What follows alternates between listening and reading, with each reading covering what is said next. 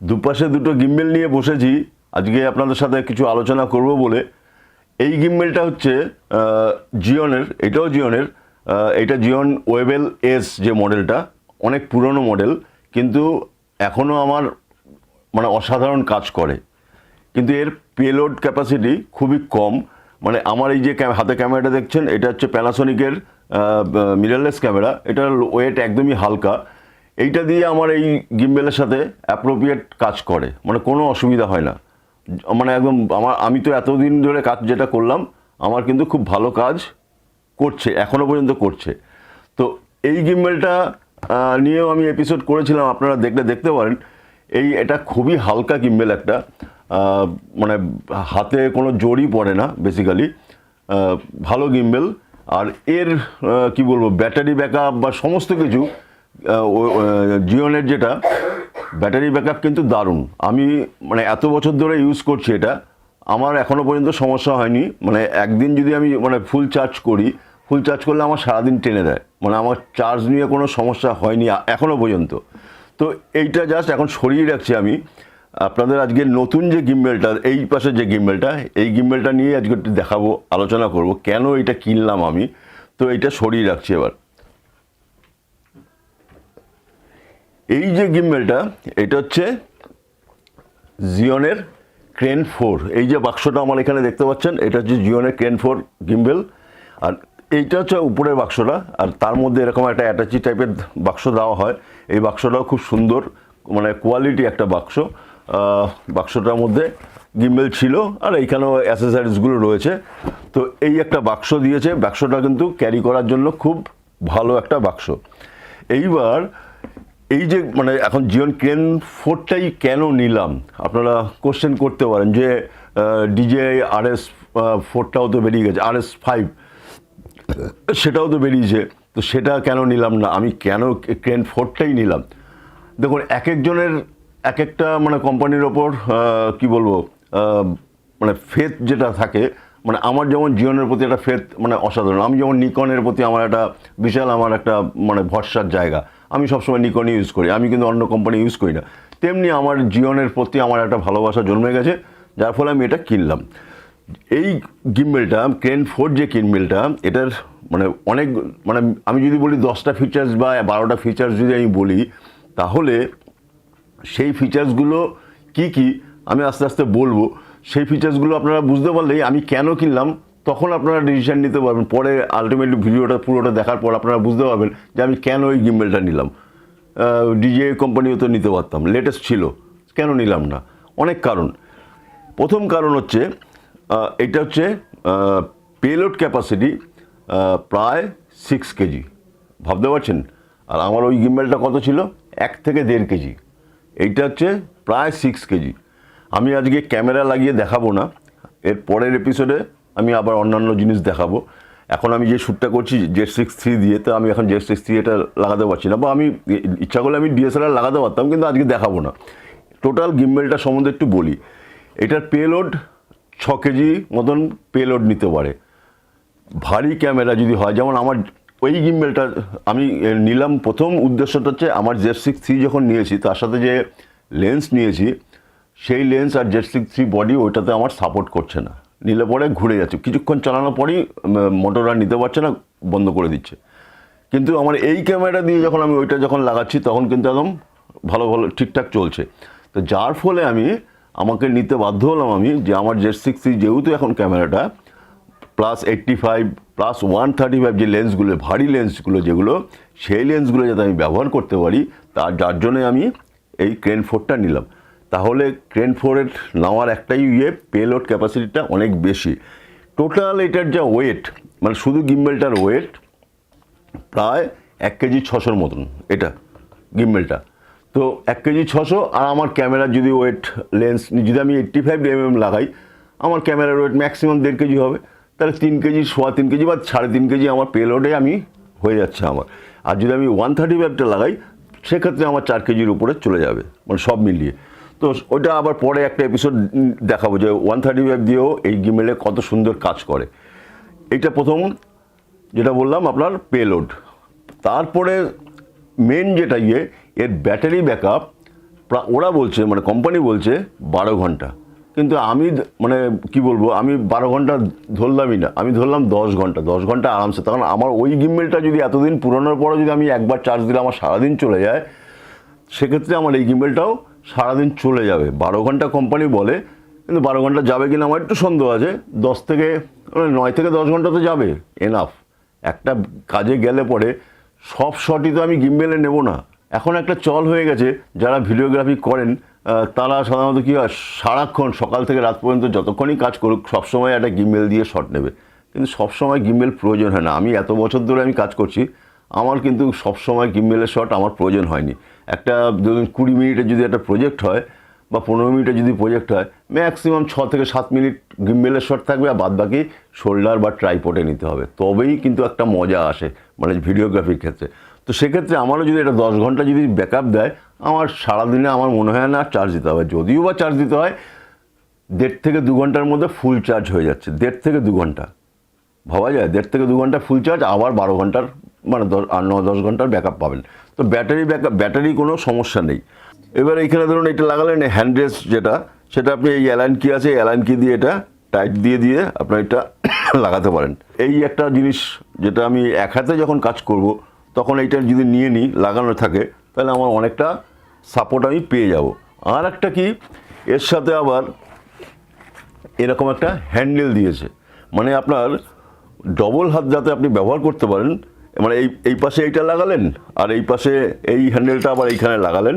লাগানোর পর আপনি এই হাতে ধরে আর এই হাতটা এরকম ধরে আপনি লো অ্যাঙ্গেল বা যে কোনো শটই অনেকটাই আপনার কাজ করতে সুবিধা হবে। লো অ্যাঙ্গেল, মেনলি লো অ্যাঙ্গেলগুলো কাজ করতে সুবিধা হবে। এবং যেহেতু মানে এই ক্রেন ফোরটা ইউজ করছি মানে ভারী ক্যামেরা ব্যবহার করার জন্য, তো আমি ধরে নিতেই পারি যে পেলোডটা বেশি হবে।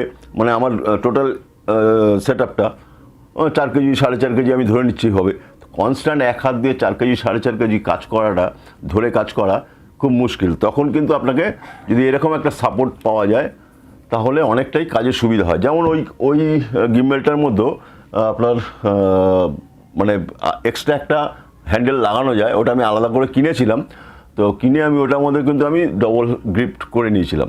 তো এইটাও কিন্তু খুব একটা ভালো একটা সিস্টেম করেছে। এবং এই সিস্টেমটা কি, এখানে যদি আপনি স্ক্রুটা খোলেন, ছোট হয়ে গেল এবং ম্যাক্সিমাম এতটা বড় হচ্ছে, এবং ছোটও করতে পারবেন। এবং আর একটা এই পাশে একটা লক দিয়েছে, মানে এইখানে লাগানোর পর আপনি রাইট প্যান বা লেফট প্যানও আপনি করতে পারবেন এই লকটা ব্যবহার করে। তারপরে আপনি টাইট দিয়ে দিলেন, যেভাবে আপনার সুবিধা হয়, মানে ম্যান টু ম্যান ভ্যারি করবে। এইখানে দেখতে পাচ্ছেন একটা এলইডি লাইট দিয়েছে। এই লাইটটা কিন্তু মারাত্মক কাজ করে। সাধারণত যারা বিয়েবাড়ি কাজ করে বা বিয়েবাড়ি কারো যে কোনো কাজ করতে গেলেই ইনস্ট্যান্ট আপনার একটা লাইট দরকার। আপনি এই লাইটটা কিন্তু জ্বালিয়ে 10 ওয়াটের একটা লাইট দিয়েছে। 10 ওয়াটের লাইটটা কিন্তু এনাফ। এবং এর কেলভিন চেঞ্জ করা যায়। ডে লাইটও কাজ করতে পারবেন, ইনডোরও কাজ করতে পারবেন, মানে টাংস্টান লাইটও আপনার কাজ করতে পারবেন। এবং ওর ইন্টেন্সিটি বা ব্রাইটনেস যেটা, সেটাও কিন্তু আপনি বাড়াতে কমাতে পারবেন। সেটা বাড়াতে কমাতে পারবেন হচ্ছে এইখানে একটা হুইল আছে, লং প্রেস করলে পরে লাইটটা জ্বলবে, আবার লং প্রেস করলে পরে লাইটটা অফ হয়ে যাবে। আর এটা ঘুরিয়ে আপনার কালার টেম্পারেচার বা ব্রাইটনেস সমস্ত কিছু একটা সুইচ দিয়ে আপনার হয়ে যাবে এইখানে। আর এইখানে একটা পাওয়ার বাটন আছে এই গিম্বেলটা পাওয়ার অন অফ করার জন্য। এবং এইখানে দেখুন একটা সুন্দর একটা ডিসপ্লে রয়েছে, এলসিডি ডিসপ্লে। এইখানে আপনি এটা টোটালটাই টাচ স্ক্রিন। এই টাচ স্ক্রিনের দ্বারা আপনি সমস্ত মেনু আপনি কিন্তু ইউজ করতে পারবেন। আর এইখানে আপনার জয়স্টিকটা রয়েছে, এই জয়স্টিক আপ ডাউন করে আপনার অপারেট করতে পারেন। আর এইটা হচ্ছে একটা সুইচ আছে, মেনুতে যদি আপনার কোনো কারণে যদি প্রবলেম হয়, তখন এই সুইচটা দিয়ে আপনি মেনুটা অপারেট, আপনি ধরুন একবার পিওভি পেলেন, একবার লক মোডে পেলেন, পোর্ট্রেট মোড পেলেন, এইটা দিয়ে আপনি চেঞ্জ করতে পারেন। এবং আরেকটা মজার ব্যাপার হচ্ছে, যেমন আমার ওই গিম্বেলটাতে কোনো সেটিংস যদি আমি চেঞ্জ করতে হতো, আমাকে মোবাইলে অ্যাপ্লিকেশনটা ডাউনলোড করে মোবাইল দিয়ে আমাকে মোটরের সমস্ত কিছু বা ক্যালিব্রেশন যাই কিছু করতে হতো, আমাকে ওটা মোবাইল দিয়ে করতে হতো। কিন্তু এইখানে কিন্তু সে আপনার মোবাইলটার দরকার হচ্ছে না, কোনো অ্যাপসের কিন্তু দরকার হচ্ছে না। ডাইরেক্ট আপনি মেনুতে গিয়ে টাচ স্ক্রিনে আপনি অ্যাডজাস্ট করে সমস্ত কিছু, মানে ডিটেলসে আপনি কি ফাইন টিউনিং করবেন, মোটরের কত রাখবেন, মোটরের মানে কি বলবো, লো রাখবেন না হাই রাখবেন না মিডিয়াম রাখবেন, ক্যাপাসিটি যেটা, সমস্ত কিন্তু আপনারা করতে পারবেন। অ্যাপসের কোনো প্রয়োজন নেই। কিন্তু হ্যাঁ, এরও একটা অ্যাপস হয়, আপনি ইচ্ছা করলে ডাউনলোড করে নিতে পারেন মোবাইলে, সেটা আলাদা ব্যাপার। মানে অ্যাপস দ্বারাই করতে হবে এমনটা নয়, এইটা কিন্তু আমার খুব ভালো লেগেছে। আর কি, এখানে যেমন আপনারা সবাই জানেন গিম্বেলে 3টে মোটর হয়, সেই 3টে মোটরের মধ্যে প্রত্যেকটা মোটরের মধ্যেই মানে কি বলবো, সাদা লাইট জ্বলে। মানে যখন আপনি গিম্বেলটা অন করবেন তখন এইখানে মানে রোল, প্যান এবং টিল 3টে মোটরের মধ্যেই ইন্ডিকেশন দেবে যে আপনার ব্যালেন্স, মানে ক্যামেরাটা লাগানোর পর যে ব্যালেন্সটা করতে হয় সেই ব্যালেন্সটা ঠিক হয়েছে কিনা। যদি ঠিক হয় তাহলে আপনি হোয়াইট লাইট পাবেন 3 দিকে, মানে এখানে একটা, এইখানে একটা, প্লাস এইখানে 3টে মোটরের মধ্যেই আপনার হোয়াইট লাইটের একটা ইন্ডিকেশন পাবেন। যদি ব্যালেন্স ঠিক না হয়, মানে ধরুন আপনার টিল লকটা ব্যালেন্স ঠিক হয়নি, সেক্ষেত্রে ওখানে রেড সিগন্যাল দেখাবে, ওই লাইটটাই রেড হয়ে যাবে। যদি প্যান মোটরটা যদি আপনার যদি ব্যালেন্স ঠিক না হয়, তখন প্যান মোটরের যে লাইটটা সেটা রেড দেখাবে, বা রোল অ্যাক্সেসের যে মোটরটা সেটার মধ্যেও আপনার রেড সিগন্যাল দেখাবে। এইটাও কিন্তু একটা খুব ভালো ফিচার্স, মানে আপনি বুঝতে পারবেন যে আপনার টোটাল ব্যালেন্সিংটা ঠিকঠাক হয়েছে কিনা। এবং এখন আপনারা সবাই জানেন যে ফেসবুক বা ইনস্টাগ্রামে রিলসের ওপর একটা জোর দিচ্ছে মানুষ, প্রত্যেকটা মানুষ, মানে রিলস যেন দিতেই হবে, বা ফেসবুকে রিলস মানে শর্টস একটা কিছু আপলোড করতেই হবে। সেক্ষেত্রে কী হয়, ভার্টিক্যালের প্রয়োজন হয়, ভার্টিক্যাল মোডটা প্রয়োজন হয়। তো এই গিম্বেলটার মধ্যে আপনি ধরুন আপনি ক্যামেরাটা আপনি লাগিয়েছেন, এরকম লাগানোর পর আপনার এর মধ্যে একটা পোর্ট্রেট মোড আছে, সেই পোর্ট্রেট মোডটা যদি আপনি সিলেক্ট করেন তাহলে কিন্তু অটোমেটিক ক্যামেরাটা ভার্টিক্যাল মোডে চলে যাবে, সেটা দিয়েও করতে পারবেন। কিন্তু সেটার মধ্যে কিছুটা সমস্যা হয়। কিন্তু আর একটা সুবিধা হচ্ছে, ধরুন আপনি এই গিম্বেলটা এরকম হরিজন্টালভাবে রয়েছে, ঠিক আছে, তখন যেটা আমি বললাম, মানে যদি মেনুতে গিয়ে যদি আপনি পোর্ট্রেট মোডে যান তখন সেটা আপনার অটোমেটিক পোর্ট্রেট মোডে চলে আসবে, অটোমেটিক। কিন্তু সেটার মধ্যে কিছু সমস্যা হয়। কিন্তু এইটার মধ্যে যে ফিচার্সটা দিয়েছে, এই যে বেস প্লেটটা রয়েছে, ধরুন আপনি এটা হরিজন্টালভাবে রয়েছে, এখন যদি ভার্টিক্যালে লাগাতে হয় তাহলে বেস প্লেটটা কিন্তু ডাইরেক্ট এখানে আপনি ইচ্ছা করলে লাগাতে পারবেন। এর মানে কী হবে, এটা জাস্ট খুলতে হবে, এখানে খুলে ধরুন এটা খুললেন, খোলার পর আপনি এটা এই ভার্টিক্যালে আপনি এরকমভাবে বেস প্লেটটা লাগিয়ে দিতে পারেন, ঠিক আছে। এবার আপনার ক্যামেরাটা যখন লাগানো থাকবে এখানে, তখন কিন্তু এটা ভার্টিক্যাল হয়ে গেল, ঠিক আছে। আমি আজকে টোটাল এমনি জাস্ট এটা বলার জন্য আপনাদের দেখাচ্ছি, পরের এপিসোডে আপনাদের টোটাল ক্যামেরা লাগিয়ে সমস্ত কিছু দেখাবো। হ্যাঁ, ভার্টিক্যাল লাগানোর পরে গিম্বেলটা কিন্তু একটুখানি ব্যালেন্স করতে হবে, এটা কিন্তু বাস্তব। ইউএসবি অনেকগুলো পোর্ট দিয়েছে, এই পেছনে একটা দিয়েছে একটা, আর এই সামনে দুটো, মানে টোটাল তিনটে আপনার টাইপ সি কেবিল লাগাতে পারবেন। মানে যদি আপনি ধরুন মোটর বা ফোকাস বা জুম ইন জুম আউটের যদি আপনি মোটর লাগান, সেক্ষেত্রে আপনি দুটো মোটর আপনি আরামসে এটার মধ্যে লাগাতে পারবেন। আর একটা যেটা দিয়েছে সেটা আপনি একটা, এর সাথে অনেকগুলো কেবিল দিয়েছে, মানে অ্যাসেসারিজ অনেক আছে, এগুলো নিয়ে আর বেশি দেখাচ্ছে না, এগুলো আপনারা সবাই জানেন। তো সেই কেবিলটা দিয়ে আপনি ইচ্ছা করলে ক্যামেরার সাথে লাগিয়ে রেকর্ডের যে বাটনটা আছে সেই রেকর্ড বাটনটা দিয়ে আপনি আরামসে রেকর্ড করতে পারবেন। আর যদি ওরকম মানে অনেক তার লাগানো যদি মনে হয় যে না ঝামেলা হচ্ছে, সেক্ষেত্রে কিন্তু এটার মধ্যে ব্লুটুথ সিস্টেম রয়েছে। আপনার ক্যামেরাতে যদি ব্লুটুথ সিস্টেম থাকে তাহলে দুটো যদি পেয়ার করা যায় তাহলে কোনো তার লাগছেই না, অটোমেটিক আপনি এখান থেকে রেকর্ড করলে পরে অটোমেটিক ক্যামেরাতে রেকর্ড হওয়া শুরু হবে। মানে সমস্ত কিছু মানে উইদাউট তার, যাই কাজ হবে উইদাউট তার হচ্ছে, ওয়্যার হচ্ছে। তো এইটা কিন্তু একটা ভালো ফিচার্স যে আমার কোনো তারের সমস্যা হচ্ছে না। হ্যাঁ, সমস্যাটা কি হচ্ছে, সেই সমস্যা কি হচ্ছে না, হচ্ছে। আমার ক্ষেত্রে যেটা হচ্ছে, সনি যারা ইউজার তারা বলতে পারবে তাদের কি সমস্যা হচ্ছে। আমার ক্ষেত্রে কি হচ্ছে, ধরুন আমি ব্লুটুথে কানেকশান করে আমি ছবি নিচ্ছি, ভিডিও নিচ্ছি, কোনো অসুবিধা নেই। ক্যামেরাটা যেই অফ করে রাখলাম, ঠিক আছে, ক্যামেরাটা যখন অফ করলাম, নিকনের ক্ষেত্রে বলছি, আমার যে 60 অফ করলাম, অফ করার পর যখন আবার যখন ক্যামেরাটা যখন অন করছি, তখন কিন্তু আমাকে আবার সেই পেয়ারটা করতে হচ্ছে, মানে ওটা থাকছে না, মানে অফ হয়ে যাচ্ছে। এটা নিকনের ক্ষেত্রে আমি যেটা ফিল করেছি সেটাই আমি বলছি।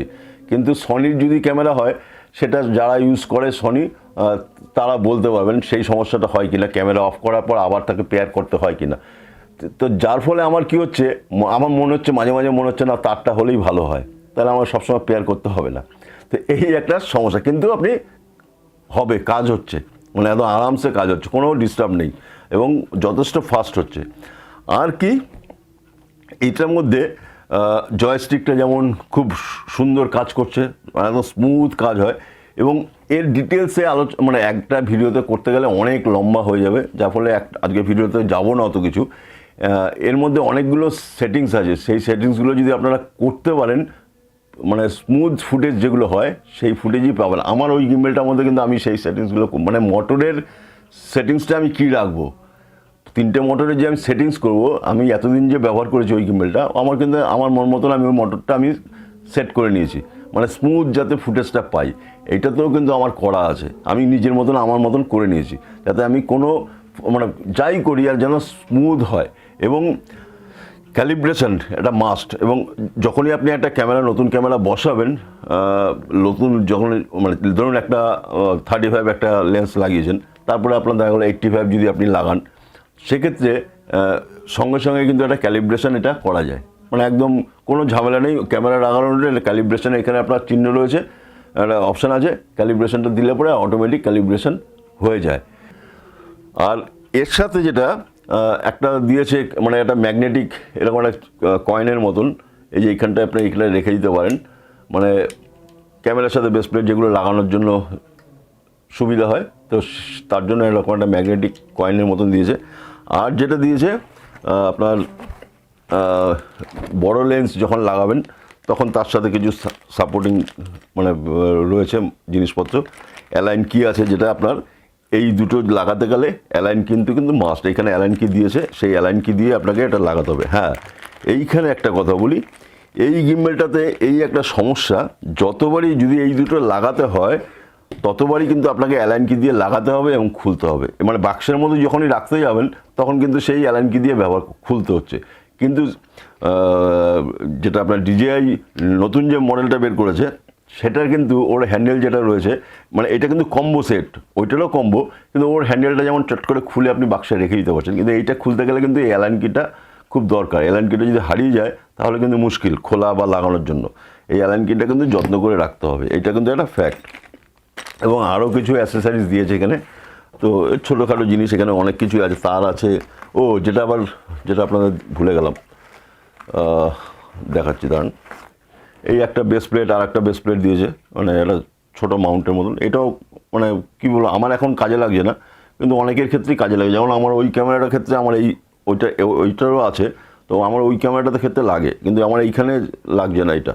আর এইখানে যেমন একটা ডিফিউজার দিয়েছে লাইটের, এই লাইটটার মধ্যে আপনি ইচ্ছা করে লাগাতে পারেন ডিফিউজারটা, এটাও কিন্তু একটা কাজের জিনিস, মানে লাইটটা খুব সফট হয়ে যায়, মানে হার্ড আপনারা একদম পাবেনই না। এবার আপনারা ডিসিশন নেবেন যে এই গিম্বেলটা আপনাদের প্রয়োজন আছে কি নেই। যদি যাদের একটু ভারী সেট দরকার, তারা অনায়াসে এই গিম্বেলটা নিতে পারেন। আর যাদের মনে করেন না আমার অত ভারী সেট আমার দরকার নেই, তারা অন্য কোম্পানিতেও যেতে পারেন। এটা ডিপেন্ড করবে আপনি কীভাবে ব্যবহার করবেন ক্যামেরাটাকে, মানে কতটা ভারী লেন্স ব্যবহার করবেন, কোন ক্যামেরা ব্যবহার করবেন, তার উপরে ডিপেন্ড করবে।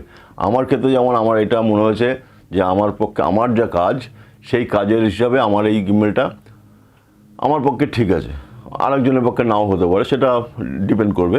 তো ওভারঅল কেমন লাগলো নিশ্চয়ই আপনারা কমেন্টস করে জানাবেন। আজকের মতন বিদায় নিচ্ছি, নেক্সট এপিসোডে আবার দেখা হবে।